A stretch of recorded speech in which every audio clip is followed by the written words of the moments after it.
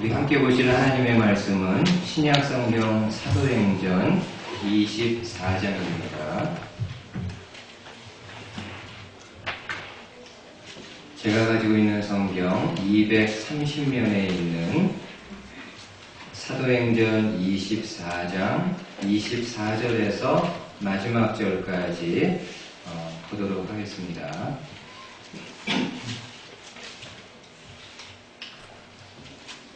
사도행전 24장 24절에서 27절 말씀.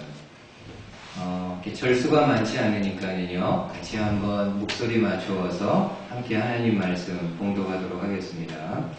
수일 후에 벨릭스가 그 안에 유대 여자 드루실라와 함께 와서 바울을 불러 그리스도 예수 믿는 도를 듣거늘 바울이 의와 절제와 장차 오는 심판을 강론하니 벨릭스가 두려워하여 대답하되 지금은 가라 내가 틈이 있으면 너를 부르리라 하고 동시에 또 바울에게서 돈을 받을까 바라는 거로 더 자주 불러 같이 이야기하더라. 이태가 지난 후 보르기오 베스토가 벨릭스의 소임을 이어받으니 벨릭스가 유대인의 마음을 얻고자 하여 바울을 구류하여 두니라. 아멘. 우리 함께 읽은 하나님의 말씀을 통해서 또 하나님이 주시는 말씀 함께 나누도록 하겠습니다.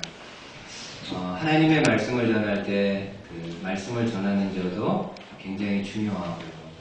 열심으로, 열정으로 믿음을 가지고 말씀을 전해야 되고 또 말씀을 듣는 여러분들도요. 굉장히 중요합니다. 그냥 늘 듣던 말씀이니까는 그냥 듣는다. 이런 마음이 아니라 한번 이런 마음으로 말씀을 들으면 어떨까요?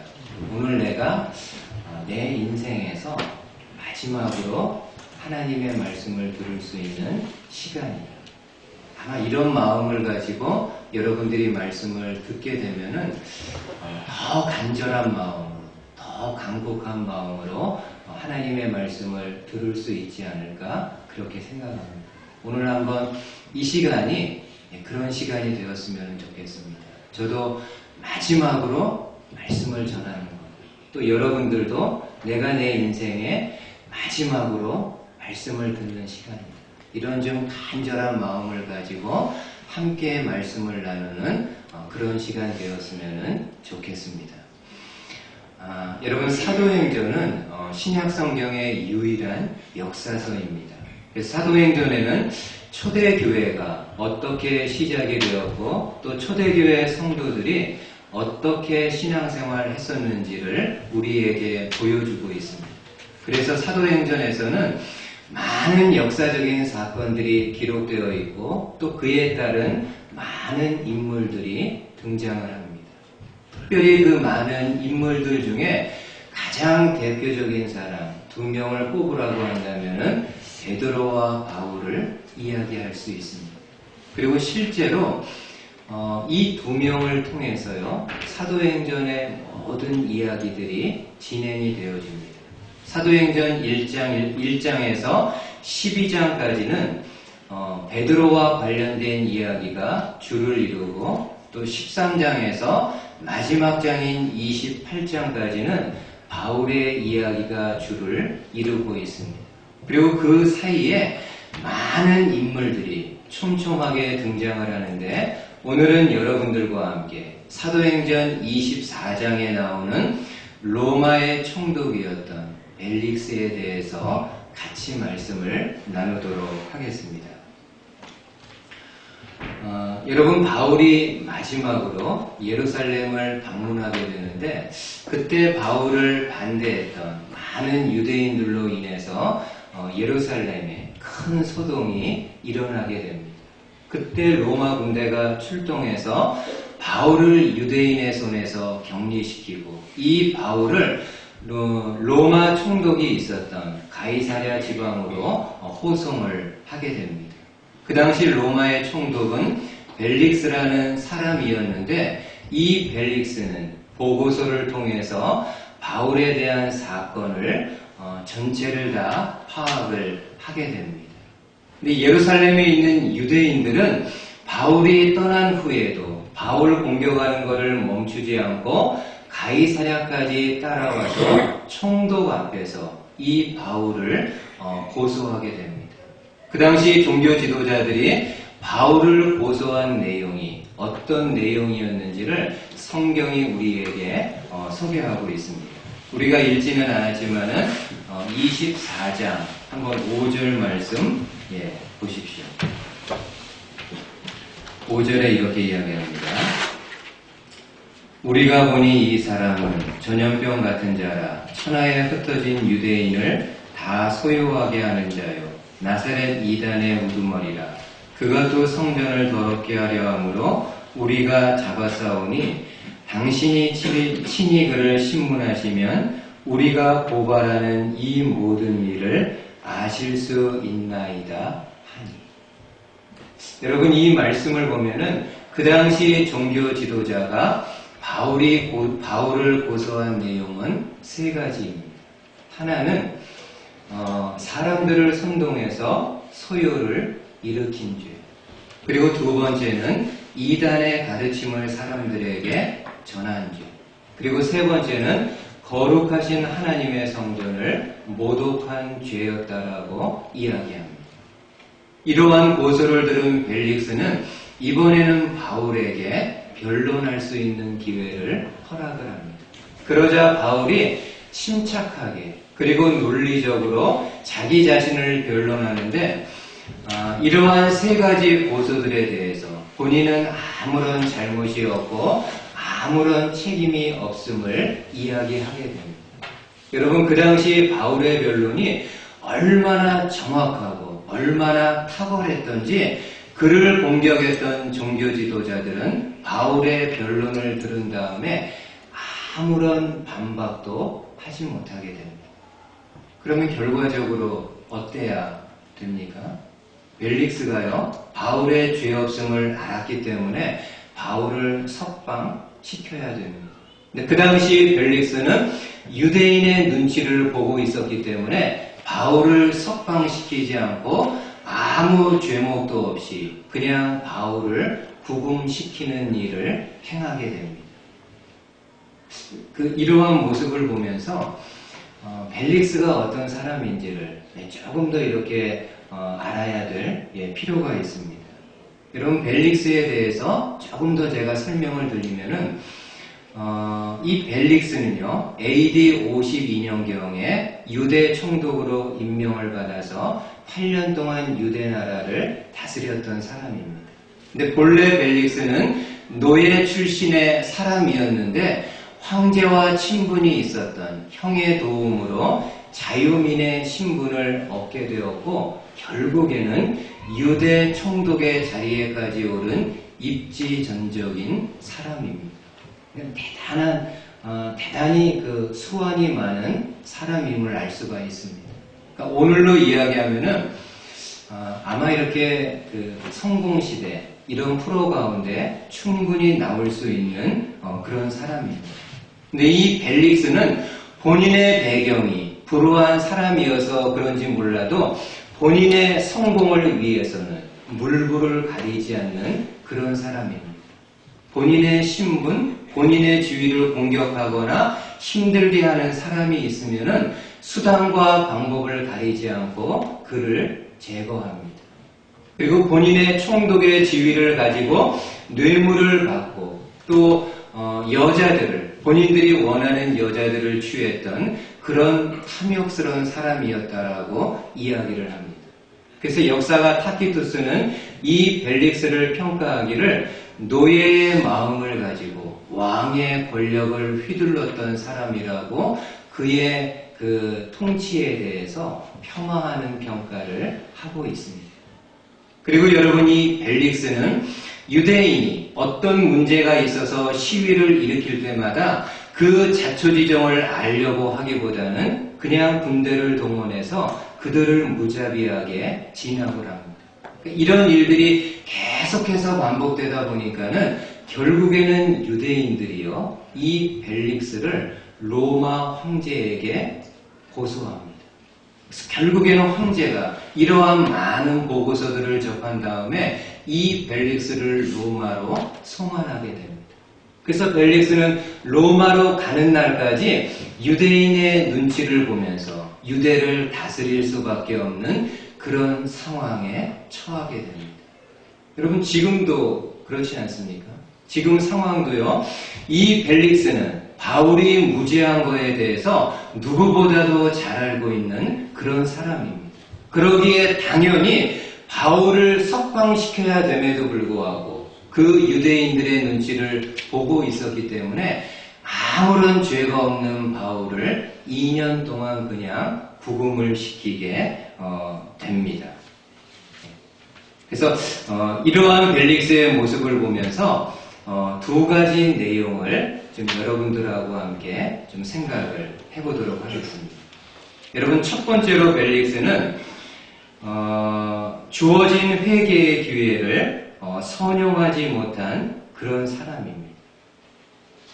여러분, 벨릭스가 나중에 바울을 다시금 부릅니다. 그리고 본인의 아내인 드루실라와 함께 그리스도 예수에 대한 도를 듣게 됩니다. 그때 바울이 벨릭스에게 전했던 메시지의 내용이 무엇인가를 오늘 본문이 우리에게 소개하고 있습니다.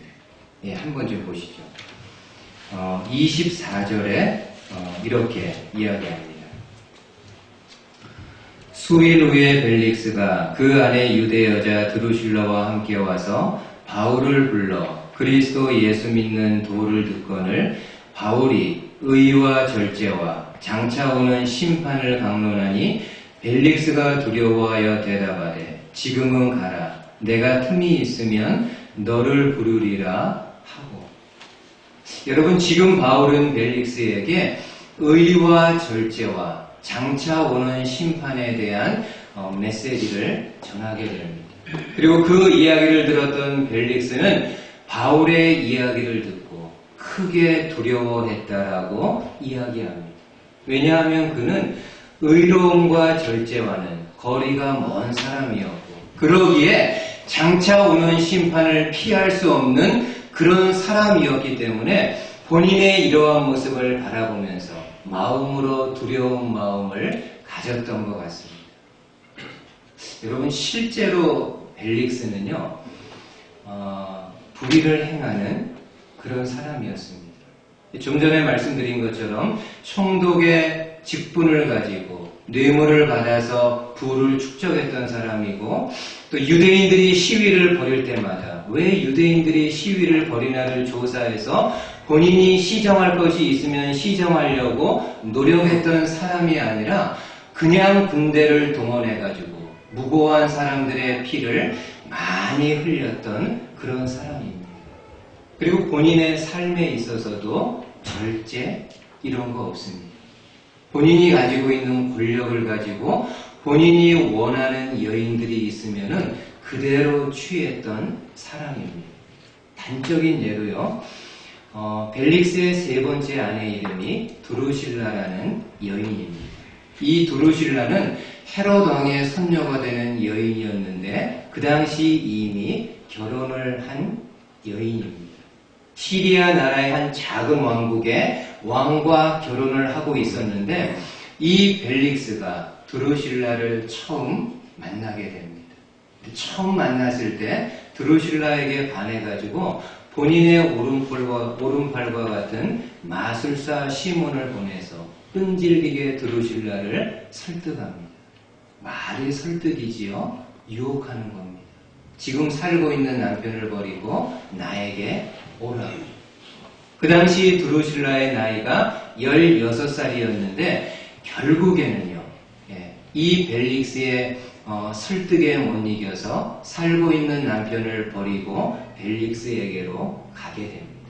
이처럼 벨릭스는 본인이 원하는 것이라며 그리고 본인이 갖고 싶어하는 것이 있다고 한다면은 수단과 방법을 가리지 않고 그것을 손에 쥐었던 그런 사람입니다. 근데 이런 벨릭스는 바울의 메시지를 통해서 본인이 어떠한 죄를 짓고 있었고 어떠한 죄를 가지고 있는지를 알고 하나님 앞에서 회개할 수 있는 그런 기회를 갖게 됩니다. 여러분, 지금 벨릭스의 마음이 어떻다고요? 바울을 통해서 그리스도 예수의 도를 듣게 되었을 때 그 엄중한 하나님의 심판의 말씀으로 인해서 그 마음 가운데 완악했던 벨릭스의 마음에도 두려운 마음이 생겼다라고 이야기합니다. 하나님 앞에서 정말 회개할 수 있는 그런 좋은 기회를 갖게 됩니다. 근데 이 벨릭스가 어떻게 합니까? 25절에 보면은요, 하반절에 바울에게 이렇게 이야기합니다. 가라, 내가 틈이 있으면 너를 다시 부르리. 지금 벨릭스는 바울에게 다시금 너를 부를 테니까는 그냥 가라고 이야기를 합니다. 그리고 나중에 몇 차례 더 바울을 불렀지만은요, 더 이상의 진전이 없습니다. 더 이상의 영적인 진정과 회개가 없습니다. 이게 참 그러니까는 안타까운 부분이죠. 하나님께서 어떤 사람을 통해서 혹은 어떤 상황을 통해서 회개할 수 있는 기회를 주셨을 때 그 하나님의 메시지 앞에서 본인의 마음을 찢으며 본인의 가슴을 찢으면서 하나님 앞에 회개했다고 한다면은 얼마나 좋았을까. 아마 벨릭스의 삶이 다른 삶을 살았을 그럴 가능성이 있었을 것입니다. 그러나 벨릭스는 본인에게 주어졌던 이러한 회개의 기회를 그냥 지나쳐 버리게 됩니다. 여러분, 세례 요한 당시 헤롯 왕도 마찬가지였습니다. 여러분, 헤롯은 세례 요한을 생각할 때 눈의 가시처럼 생각하게 됩니다. 왜냐하면 본인에 대해서 세례 요한이 이야기할 때마다 늘 비판적인 이야기를 했기 때문입니다. 그럼에도 헤롯 왕은 요한의 의롭고 거룩한 삶의 모습을 보면서 두려운 마음을 가졌다라고 이야기합니다. 그리고 요한이 이야기할 때마다 그 말씀을 들으면서 번민을 느끼면서도 괴로워하면서도 바울의 말을 달갑게 들었다라고 이야기합니다. 여러분, 이게 지금 얼마나 좋은 기회입니까? 세례 요한의 메시지를 통해서 헤롯이 하나님 앞에서 자신의 죄가 무엇인가를 알고 하나님 앞에서 자신의 죄를 회개할 수 있는 너무나도 좋은 기회를 갖게 되었습니다. 그러나 안타깝게도 더 이상의 진전을 갖지 않습니다. 그 헤롯 대왕이 세례 요한을 통해서 그의 메시지를 통해서 죄가 무엇인가를 알게 되었고 본인의 모습이 어떠한지를 정확하게 알았는데도 불구하고 정작 본인의 마음을 찢으며 하나님 앞에 나아가는 그런 자리까지는 갖지 못하게 됩니다. 혹시 오늘 저와 여러분들의 모습이 그렇지 않습니까? 여러분, 매 주일마다 여러분들이 하나님의 말씀을 듣습니다.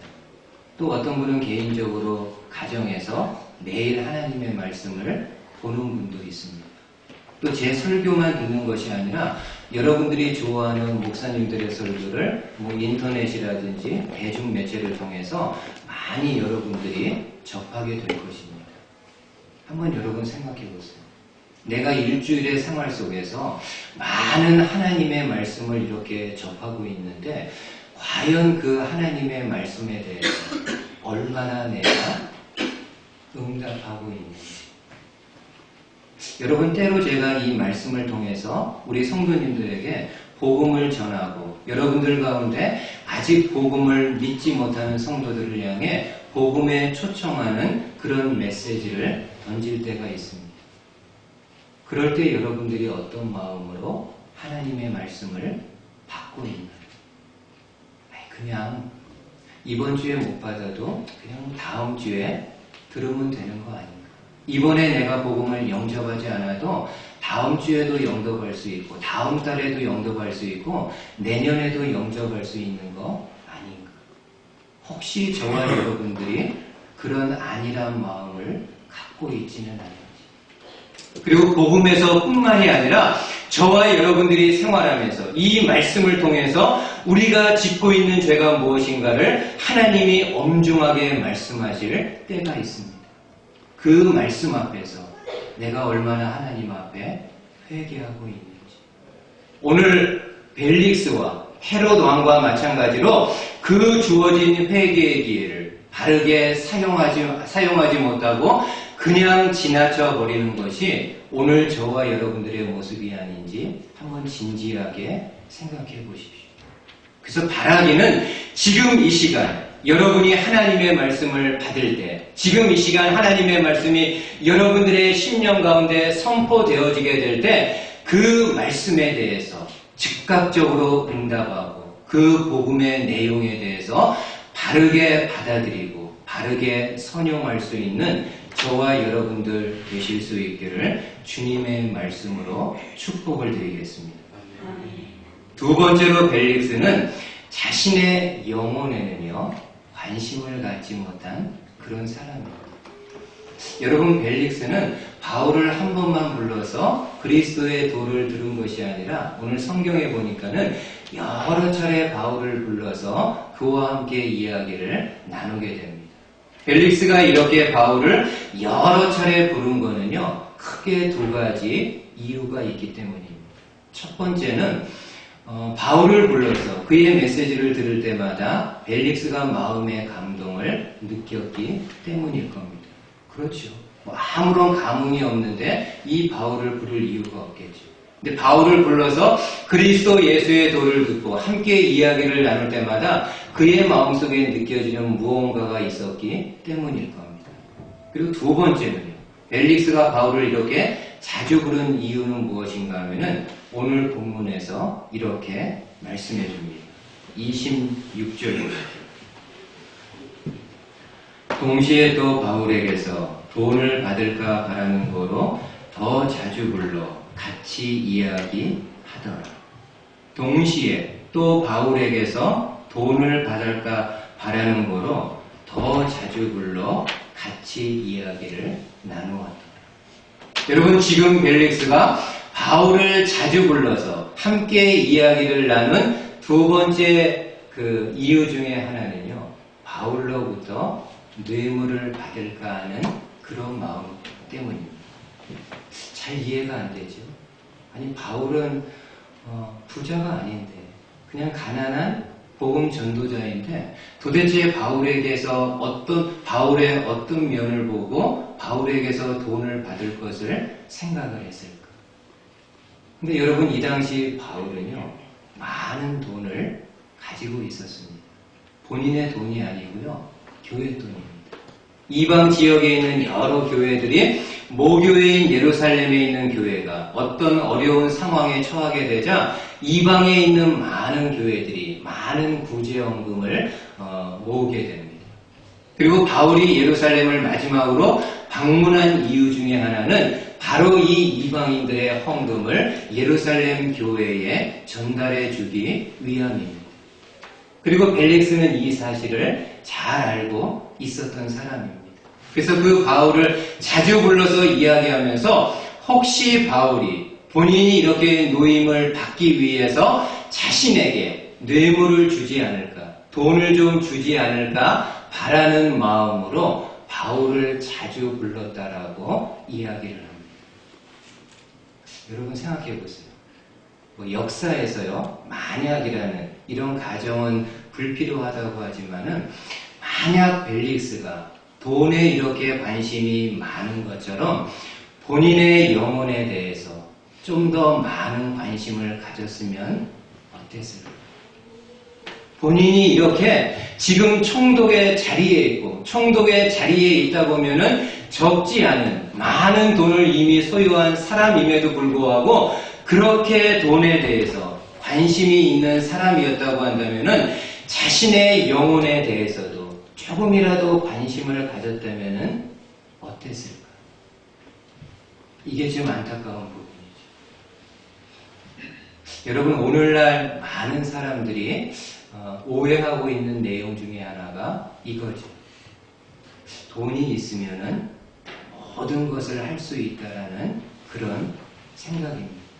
내 수중에, 내 은행 어카운트에 많은 돈이 있으면은 내가 원하는 거, 내가 하고 싶은 거 다 하며 살 수 있다라는 그런 생각을 가지고 있습니다.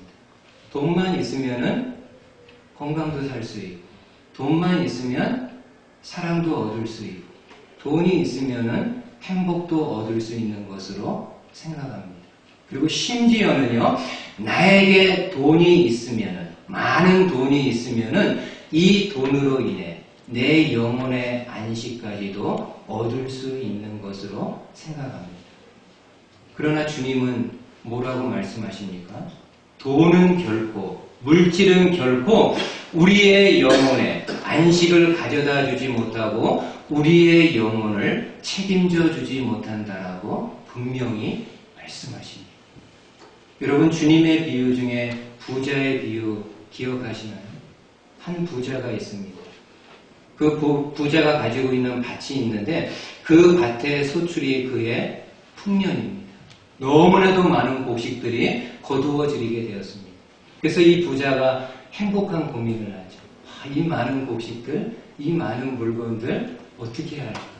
그래서 본인이 생각하기를 지금에 있는 곳간을 헐어버리고 더 크게 확장하는 것으로 결정을 합니다.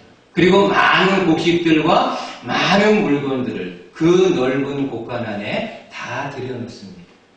그러면서 본인 영혼을 향해서 뭐라고 이야기합니까?